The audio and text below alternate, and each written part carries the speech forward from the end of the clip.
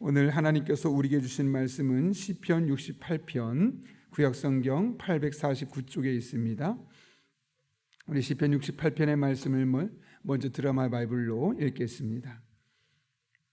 제68편 다윗의 시. 인도자를 따라 부르는 노래. 하나님이 일어나시니 원수들은 흩어지며 주를 미워하는 자들은 주 앞에서 도망하리이다. 연기가 불려가듯이 그들을 몰아내소서. 불 앞에서 밀이 녹음같이 악인이 하나님 앞에서 망하게 하소서.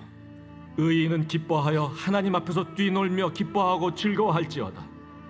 하나님께 노래하며 그의 이름을 찬양하라. 하늘을 타고 광야에 행하시던 일을 위하여 대로를 수축하라. 그의 이름은 여호와이시니 그의 앞에서 뛰놀지어다. 그의 거룩한 처소에 계신 하나님은 고아의 아버지시며 과부의 재판장이시라. 하나님이 고독한 자들은 가족과 함께 살게 하시며 갇힌 자들은 이끌어내사 형통하게 하시느니라. 오직 거역하는 자들의 거처는 메마른 땅이로다.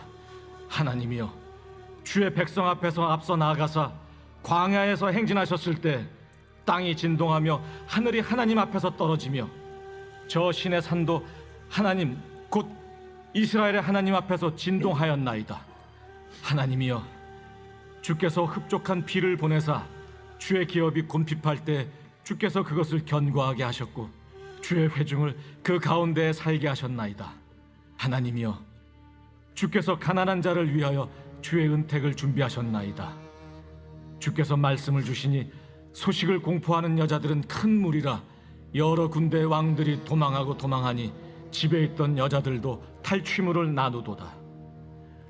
너희가 양 우리에 누울 때에는 그 날개를 은으로 입히고 그 깃을 황금으로 입힌 비둘기 같도다. 전능하신 이가 왕들을 그 중에서 흩으실 때에는 살몬의 눈이 날림 같도다. 바산에 사는 하나님의 산임이여, 바산에 사는 높은 산이로다. 너희 높은 산들아, 어찌하여 하나님이 계시려 하는 산을 시기하여 보느냐. 진실로 여호와께서 이 산에 영원히 계시리로다. 하나님의 병거는 천천히요 만만이라. 주께서 그 중에 계심이 신의 산 성소에 계심 같도다. 주께서 높은 곳으로 오르시며 사로잡은 자들을 취하시고 선물들을 사람들에게서 받으시며 반역자들로부터도 받으시니 여호와 하나님이 그들과 함께 계시기 때문이로다. 날마다 우리 짐을 지시는 주 곧 우리의 구원이신 하나님을 찬송할지로다. 하나님은 우리에게 구원의 하나님이시라. 사망에서 벗어남은 주 여호와로 말미암거니와 그의 원수들의 머리 곧 죄를 짓고 다니는 자의 정수리는 하나님이 쳐서 깨뜨리시리로다. 주께서 말씀하시기를 내가 그들을 바산에서 돌아오게 하며 바다 깊은 곳에서 도로 나오게 하고 내가 그들을 심히 치고 그들의 피에 내 발을 잠그게 하며 내 집의 개의 혀로 내 원수들에게서 제 분깃을 얻게 하리라 하시도다. 하나님이여, 그들이 주께서 행차하심을 보았으니 곧 나의 하나님 나의 왕이 성소로 행차하시는 것이라.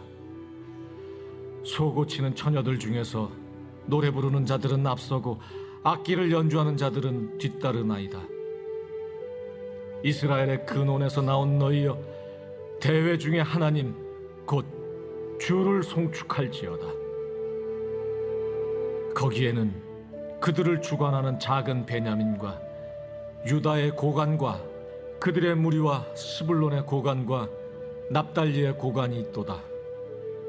내 하나님이 너의 힘을 명령하셨도다. 하나님이여, 우리를 위하여 행하신 것을 견고하게 하소서. 예루살렘에 있는 주의 전을 위하여 왕들이 주께 예물을 드리리이다. 갈밭의 들짐승과 수소의 무리와 만민의 송아지를 꾸짖으시고 은조각을 발 아래 밟으소서. 그가 전쟁을 즐기는 백성을 흩으셨도다. 고관들은 애굽에서 나오고 구수인은 하나님을 향하여 그 손을 신속히 들리로다. 땅의 왕국들아, 하나님께 노래하고 주께 찬송할지어다. 옛적 하늘들의 하늘을 타신 자에게 찬송하라. 주께서 그 소리를 내시니 웅장한 소리로다. 너희는 하나님께 능력을 돌릴지어다. 그의 위엄이 이스라엘 위에 있고 그의 능력이 구름 속에 있도다. 하나님이여, 위엄을 성소에서 나타내시나이다. 이스라엘의 하나님은 그의 백성에게 힘과 능력을 주시나니 하나님을 찬송할지어다. 아멘. 저는 책을 좀 자주 보는 편인데 외국 사람의 책보다는 좀 한국 사람의 책을 좋아하는 편입니다. 이유는 외국 사람들은 똑같은 표현도 길게 또 장황하게 늘려놓는 경향이 있습니다. 그래서 그 짧은 내용을 도대체 무슨 이야기를 하려고 하는가, 앞에 이야기가 너무 많고 또 묘사도 너무나 다양하게 합니다. 물론 그것이 이제 문장력이 좋아서이기도 하지만 너무 핵심을 벗어나는 때가 많다고 느껴질 때가 있기 때문에 그렇죠. 그런데 한국 사람들은 주로 그렇지 않은 경향이 많습니다. 핵심을 말하는 경향이 많고, 그러다 보니 그 책의 내용에서 무엇을 말하고자 하는지 그 의미를 빠르게 파악할 수 있어서 개인적으로는 장황하고 시적인 그런 문장력이 좋은 책보다는 핵심을 정확하게 지적해주는 책들을 좋아하는 편이죠. 제가 이런 이야기를 하는 이유는 오늘 시편 68편에서 그런 불편함을 느꼈기 때문에 그렇습니다. 이것은 비록 저만의 이야기가 아니라 시편 68편을 분석하는 대부분의 학자들은 시편 68편은 좀 까다로운 문장이 많고 어려운 단어들이 많고 다른 시편에 비해서 너무나 양도 많다, 그래서 일반적으로 좀 어려운 시편이다라고 알려져 있습니다. 내용상으로는 크게는 세 개로 나눌 수도 있는데 그 중에 오늘 우리는 1절부터 6절까지의 말씀을 중심으로 여러분과 함께 말씀을 살펴보려고 합니다. 오늘 먼저 1절을 보면 하나님께서 이렇게 하나님 앞에 다윗이 이렇게 고백하고 있죠. 하나님이 일어나시니 원수들은 흩어지며 주를 미워하는 자들은 주 앞에서 도망하리이다. 여기 1절을 보게 되면 하나님을 일어나시는 분으로 묘사하고 있음을 보게 되죠. 여기 일어난다라는 말은 히브리어로 쿰이란 단어를 썼는데요, 이것은 그냥 자리에서 앉았다 일어나는 정도를 말하는 것이 아니라 전쟁터에 나아갈 때 싸우려고 일어나는 그런 이미지를 우리에게 보여주고 있습니다. 그래서 하나님은 일어나시는 분, 우리를 위해 전쟁하시는 분으로 묘사되어 있죠. 그 하나님이 일어나실 때, 우리를 위해 싸우기 위해 일어나실 때 어떤 일이 일어나냐면 원수들은 흩어지고 주를 미워하는 자들이 도망치게 되어 있다라고 이야기합니다. 하나님께서 우리들의 삶 가운데 나를 위해 일하시기 시작하는 순간 이 세상에 무서울 것이 없고 걱정 근심이 없다는 겁니다. 왜냐하면 그분이 내 편이 되어주셔서 모든 전쟁에서 마침내 승리를 경험하게 하실 것이기 때문에 그렇습니다. 물론 이스라엘 백성들의 역사를 보면 이스라엘 백성들이 졌던 때가 있습니다. 모든 전쟁에서 승리한 것이 아니라 패배를 했었던 때도 있죠. 그런데 이 패배 또한 하나님께서 궁극적인 승리를 위해서 하나님께서 잠깐 패배하게 하신 것이지 하나님의 능력이 부족해서거나 하나님이 이스라엘 백성을 전혀 사랑하지 않아서 그런 것이 아님을 우리는 기억하고 있습니다. 중요한 것은 하나님께서 우리를 위해 일어나실 때 우리의 원수들은 흩어질 것이고 하나님을 미워하는 자들이 도망칠 수밖에 없는 그런 일들이 일어날 것이라는 거죠. 그래서 다윗은 하나님 앞에 그리고 사람들 앞에 한 가지씩을 요청하고 있습니다. 먼저 하나님께 무엇을 요청합니까? 2절이죠. 연기가 불려가듯이 그들을 몰아내소서. 불 앞에서 밀의 녹음같이 악인이 하나님 앞에서 망하게 하소서. 원수들, 하나님을 미워하는 자들이 어떻게 되길 원합니까? 하나님 그들이 몰아지게 해주시고 그들이 망하게 해달라라고 하나님 앞에 요청하고 있습니다. 가만히 생각해 보면 단순히 나를 괴롭히는 자들도 괴롭힘을 당하게 해주십시오라고 보복하는 듯한 발언처럼 보일 수 있습니다. 그런데 여러분 이 내용을 잘 살펴보십시오. 아까 1절에서 이들이 어떤 사람들이었습니까? 원수들인데 이 원수는 단순히 나만의 원수가 아니라 하나님을 미워하는 자들입니다.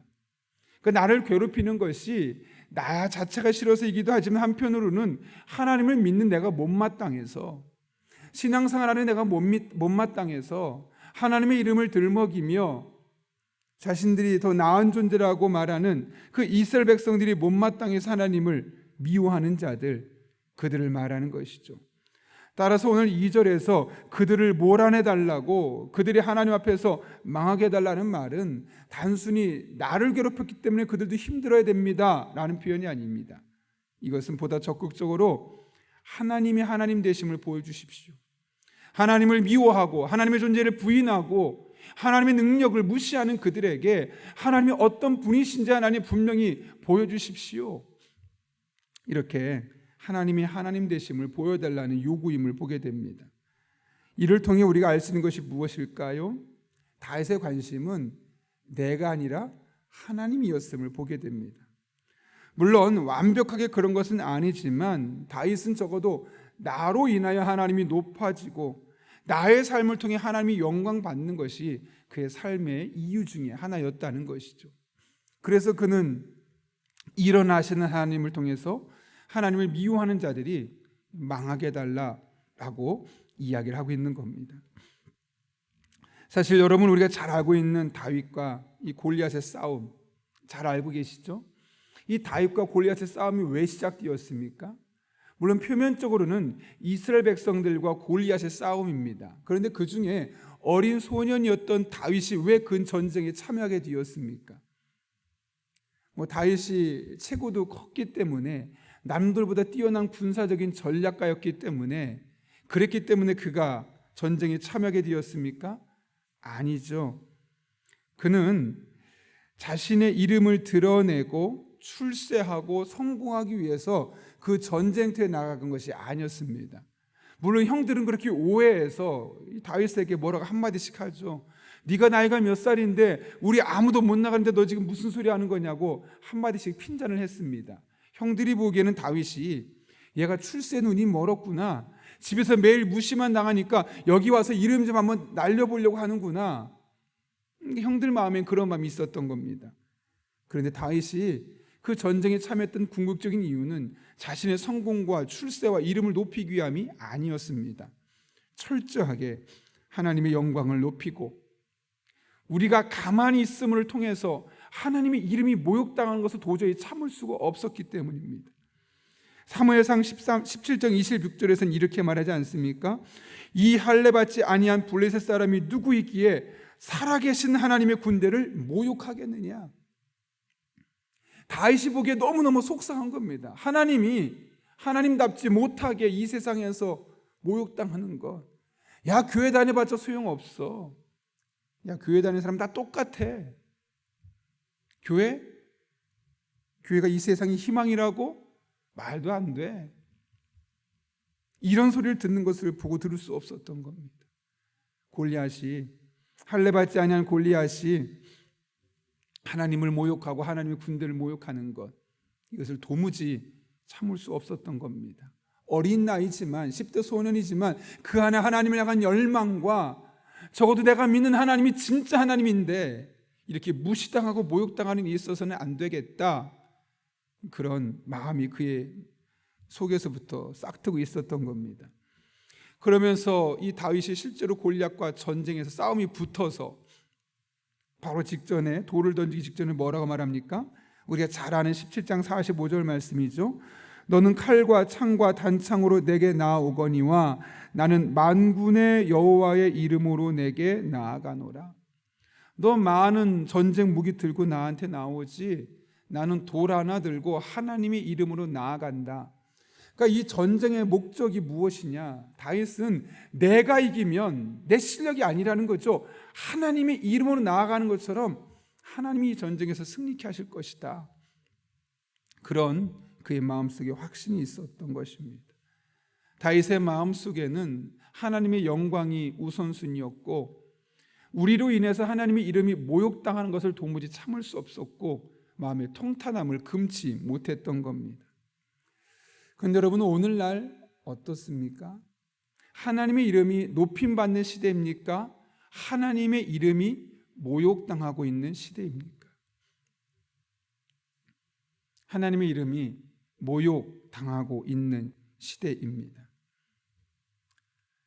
하나님 없어, 교회 다녀봤자 소용없어, 예수 믿는 사람 다르지 않아 등등등 하나님에 대해서, 교회에 대해서 여러 가지 부정적인 표현들이 난무하고 있습니다. 그 이유에 근저에 무엇이 있습니까? 우리 믿음의 사람들이 하나님의 영광을 위하여 살기보다는 나의 삶을 통해, 나의 말을 통해 하나님이 모욕당하지 않아야 돼, 하나님이 영광스러운 삶이 사람 앞에 들려져야 돼 라는 것이 아니라 내 성공이, 내 이득이 앞장섰기 때문에 그로 말미암아 하나님이 모욕당하는 것 아니겠습니까? 교회가 있어서 이 지역이 좋다고, 교회가 있어서 소망이 있다고 말하는 것이 아니라 교회 때문에 시끄럽고 교회 때문에 불편하다고, 그래서 그 교회가 욕을 먹음으로 인해서 결국 그 교회 주인 되신 하나님이 모욕당하는 시대를 우리가 살고 있지 않습니까? 우리에게 이와 같은 오늘 본문에서 보여주는 이 다윗의 통탄함이 회복이 필요한 시대입니다. 우리가 그리스도인답게, 목사답게, 교회가 교회답게 살아감을 통해서 하나님의 이름이 모욕당하는 시대가 아니라 다시 하나님의 이름이 회복되고 하나님의 영광이 드러나는 시대, 어쩌면 이 시대에 우리에게 주어진 사명은 이 나라를 하나님의 나라로 바꾸겠다, 이 사회 시스템을 바꾸겠다를 넘어서서 나의 행동과 말을 통해 또 우리 교회가 하는 일들을 통해 모욕당했던 하나님의 그 모욕이 씻겨지고 하나님 앞에 영광 올려지는 삶이 아닐까 생각해 보게 됩니다. 오늘 다윗이 주를 미워하는 자들이 도망치게 해달라라는 것을 통해서 하나님의 하나님됨을 드러내고 하나님의 영광을 드러냈던 것처럼 우리 또한 우리를 통해서 모욕받는 하나님의 모욕이 씻겨지고 하나님께 영광 돌리는 그런 일이 이 땅에 나타날 수 있기를 예수님의 이름으로 축원합니다. 그런가 하면 다윗은 이제 하나님을 찬송하라라고 권면하고 있죠. 오늘 본문 3절과 4절입니다. 어떻게 합니까? 의인은 기뻐하며 하나님 앞에서 뛰놀며 기뻐하고 즐거워할지어다. 하나님께 노래하며 그의 이름을 찬양하라. 하늘을 타고 광야에 행하시던 일을 위하여 대로를 수축하라. 그의 이름은 여호와이시니 그의 앞에서 뛰놀지어다. 이렇게 하나님을 찬송하고 즐거워할 것을 이제 이스라엘 백성들에게 권면하고 있는 겁니다. 좀 전에는 하나님께 기도했다고, 하나님께 요청했다면 이제 그 하나님을 믿는 이들에게 요구하고 있는 것이죠. 어떻게, 무엇을 찬송하라고 말합니까? 5절 보면 한번 5, 6절 읽겠습니다. 시작. 그의 거룩한 처소에 계신 하나님은 고아의 아버지시며 과부의 재판장이시라. 하나님이 고독한 자들은 가족과 함께 살게 하시며 갇힌 자들은 이끌어내사 형통하게 하시느니라. 아멘. 여기 5절에 그의 거룩한 처소에 계신 하나님, 이 거룩한 처소는 말 그대로 성전을 말합니다. 하나님을 어떤 분으로 묘사하고 있습니까? 고아의 아버지시며 과부의 재판장이시며 고독한 자들은 가족과 살게 하시며 갇힌 자들은 이끌어내사 형통하게 하시는 하나님, 이렇게 네 가지로 하나님을 묘사하고 있죠. 그런데 여러분, 이 네 가지를 자세히 살펴보면 어떤 내용입니까? 하나님은 각각의 사람들에게 필요한 것을 채워주시고 공급하신 하나님이라고 말씀하고 있는 것이죠. 고아에게 가장 필요한 대상이 누구겠습니까? 아버지죠. 과부에게 필요한 대상이 누굴까요? 물론 남편이긴 하죠. 그럼 남편이 아니고 왜 재판장이냐면 과부들은 힘이 없다는 이유만으로 억울하게 재판에서 소외되는 일들이 많았습니다. 우리가 잘 아는 누가복음 18장에서도 한 과부의 비유를 통해서 이야기하지 않습니까? 재판장을 찾아가서 끝까지 요구했을 때 그 재판장이 소원을 들어주지 않았느냐? 왜 거기서 재판장의 비유를 했겠습니까? 많은 과부들이 정당한 재판을 받지 못하고 패소되는 일들이 많았기 때문에, 그래서 과부에게 재판장이 이러한 이야기는 그 과부를 지켜주신 하나님의 모습을 말씀하고 있는 것이죠. 고독한 자들에게 필요한 것은 가족이고요, 갇힌 자들에게 필요한 것은 그 갇힌 상태에서 끌어내서 그를 잘 되게 만들어주는 것. 이 네 가지 표현은 결국 하나님이 그들의 삶에 함께 하시면서 그들에게 꼭 필요한 것들을 채워주시고 그들의 필요한 문제를 해결해 주시는 분이라는 것을 말씀하고 있는 거죠. 나는 너무 고독한데 거기에 만약에 이 어려운 상황에서 끌어내는 것이 그에게 무슨 의미가 있겠습니까? 감기 걸린 사람에겐 감기약이 필요한 것이고, 암에 걸린 사람은 항암 치료가 필요한 것이죠. 암에 걸린 사람에게 감기약을 아무리 주어도 소용없는 것과 마찬가지라는 것이죠. 여러분, 하나님은 우리에게 무엇이 필요한지 우리보다 더 잘 알고 계십니다. 심지어 성경을 보면 우리의 머리털까지 새 신바 되셨다고 분명하게 말씀하고 있습니다. 근데 그런 하나님께서 우리에게 뭐라고 말씀하십니까? 무엇을 먹을까, 마실까, 입을까 염려하지 말아라. 왜 이 말씀하실까요? 이 의식주의 문제는 늘 우리를 괴롭히는 것이고 늘 우리의 모든 근심의 시작점이기 때문에 그렇습니다. 1차적인 필요이기 때문에 모든 사람이 이것 가지고 근심 걱정할 수밖에 없는 것이죠. 최근에 코로나 이후에 이제 러시아와 우크라이나 이 전쟁으로 말미암아 계속해서 금리가 오른다, 여러 가지 이야기들이 있습니다. 무엇을 먹을까, 마실까, 입을까의 염려의 가장 근본적인 문제들이죠. 그러한 우리에게 하나님 뭐라고 말씀하시냐면, 나는 너의 머리털까지 다 세고 있고 너에게 무엇이 필요한지 다 알고 있고, 가장 중요한 것은 나는 너에게 가장 필요한 그것을 직접적으로 공급해 주시는 하나님이야 라고 말씀하고 있는 것이죠.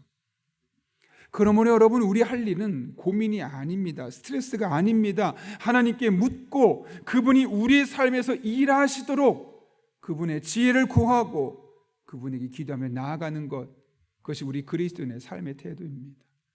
스트레스 받는다고 문제가 해결되지 않습니다. 고민된다고 물론 여러 가지 방법은 생각해낼 수 있겠지만 그것이 궁극적인 문제 해결자는 아닙니다.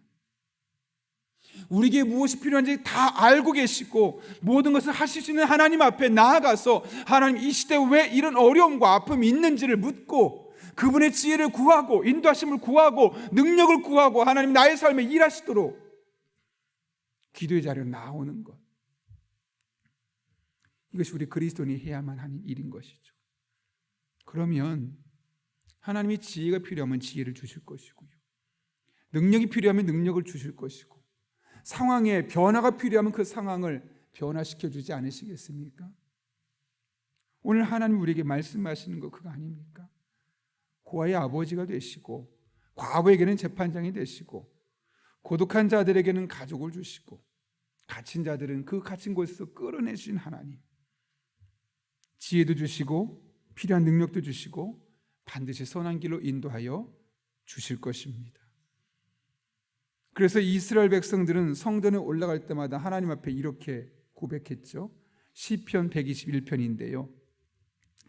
내가 산을 향하여 눈을 들리라. 나의 도움이 어디서 올까? 우리의 고민 아닙니까?